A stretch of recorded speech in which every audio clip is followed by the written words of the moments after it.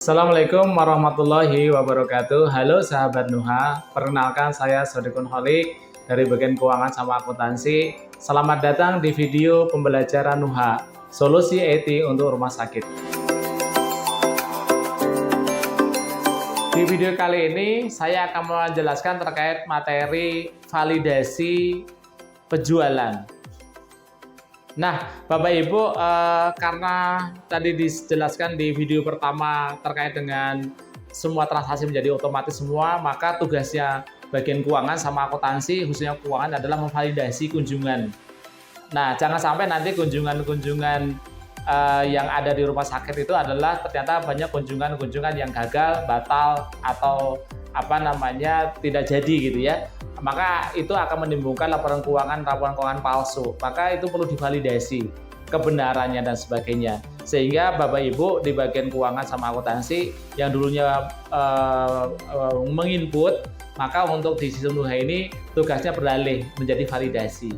Yang pertama adalah kunjungan. Kunjungan dikatakan 100%, itu maka total pasien mendaftar ya kan, dikurangi dengan pasien batal.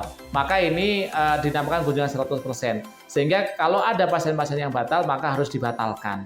Jangan sampai tidak dibatalkan, karena tadi di awal kami sampaikan bahwa di pendaftaran pun sudah ada otomatisasi terkait dengan jurnal pendapatan, maka harus dibatalkan. Siapa yang membatalkan? Biasanya dia adalah PJ atau penanggung jawab. Misalnya penanggung jawab administrasi dan kasir. Tidak boleh petugasnya secara langsung membatalkan, nanti tidak akan tertata.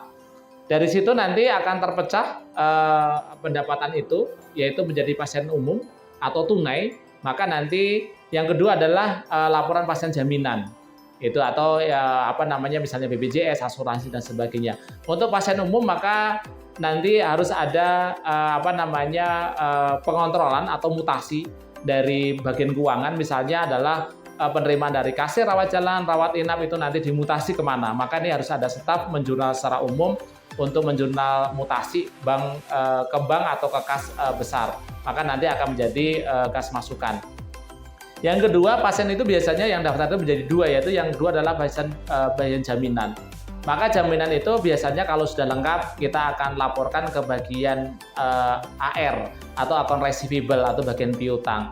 Maka di sana nanti akan diserahkan ke mereka. Sedangkan nanti kalau itu memang sudah oke, maka nanti akan diproses. Sedangkan yang kedua adalah biasanya itu di rumah sakit dan pasien itu ada saja yang masih belum lengkap terkait kelengkapannya, terkait dengan persyaratannya masih belum lengkap. Maka ini biasanya secara umum juga harus diselesaikan oleh bagian kasir. Biasanya dikontrol oleh bagian PJ. Nah, jangan lupa Bapak Ibu, biasanya kalau kami di Rumah Sakit Anissa Tangerang itu untuk pasien-pasien yang bermasalah di jaminan biasanya kami selesaikan 2 kali 24 jam, tergantung kebijakan Bapak Ibu di rumah sakit masing-masing. Apakah 2 kali 24 jam atau 1 kali 24 jam itu Bapak Ibu bisa atur sendiri. Nah, pada umumnya nanti pada saat memang pasien tersebut ternyata memang tidak bisa secara administrasi memang tidak bisa dilakukan kelengkapan data-datanya, maka Bapak Ibu harus diselesaikan. Biasanya kami jurnal balik atau adjustment namanya. Sebagai apa statusnya? Apakah tetap menjadi pendapatan tapi adjust menjadi biaya, sebagai biaya kerugian dan sebagainya harus dilakukan adjustment. Sebab jika tidak maka nanti akan menggantung menjadi piutang terus itu di laporan keuangan. Jadi tidak boleh.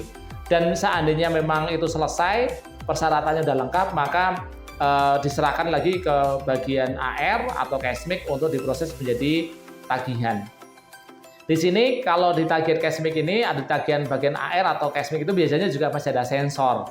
Misalnya di bagian Cashmik menemukan bahwa persyaratan yang lengkap itu ternyata satu episode. Misalnya dia ada kunjungan rawat inap, ada kunjungan IGD, ada kunjungan rawat jalan di dalam 1 hari, biasanya kan tidak layak. Maka di sini juga harus ada adjustment, ditutup atau digabungkan menjadi satu tagihan. Nggak boleh itu menjadi piutang karena memang tidak bisa ditagihkan. Jadi harus ada adjustment di sana. Yang selanjutnya adalah jika layak maka nanti akan ada BAP. Ini di sistem sudah ada namanya rekap tagihan, maka nanti akan menjadi BAP dan akan ditagihkan ke perusahaan. Seandainya layak oleh perusahaan maka nanti akan dicocokkan dengan bank masukan namanya rekonsiliasi. Nanti akan direkonsiliasi apakah yang layak itu adalah memang sudah sesuai atau belum.